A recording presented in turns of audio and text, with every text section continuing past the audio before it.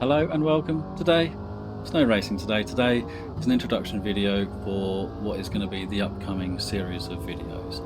And the plan for those is to take a car and use it for a period of time, get to know the car, develop a good race setup for it, be it rain or shine or whatever conditions we can throw at it, whatever race length, etc, etc. So we're going to learn this car, going to develop a race setup, and then once we've got to the point where we're happy and it's been peer tested through other people, we're then going to create a video explaining not only the setup itself but also the likely changes you may or may not want to make in order to bring it into your window of operation, giving you the most powerful changes to make, essentially.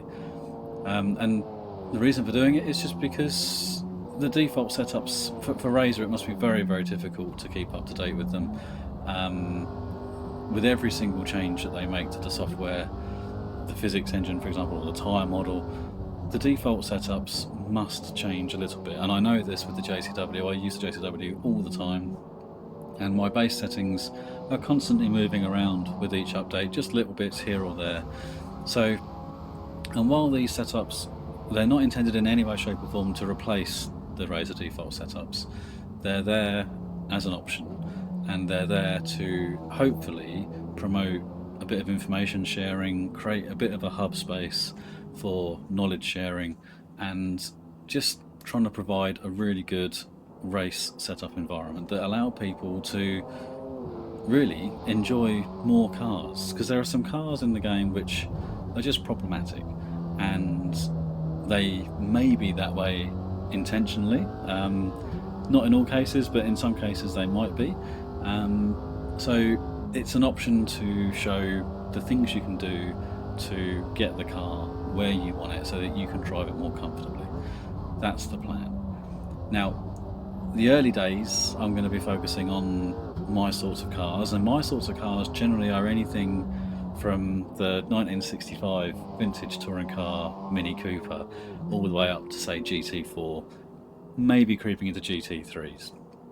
There is a plan to go beyond GT3 and above, but we'll get to that once the video series has sort of settled in a little bit more.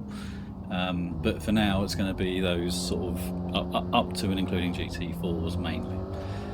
If there's any cars you've got a particular interest in or you'd like me to look at, feel free to leave it in the comments. I will get to it as soon as I possibly can. And then hopefully over the course of time we'll have a good, reliable knowledge base for everyone to come along and hopefully get what they need out of it.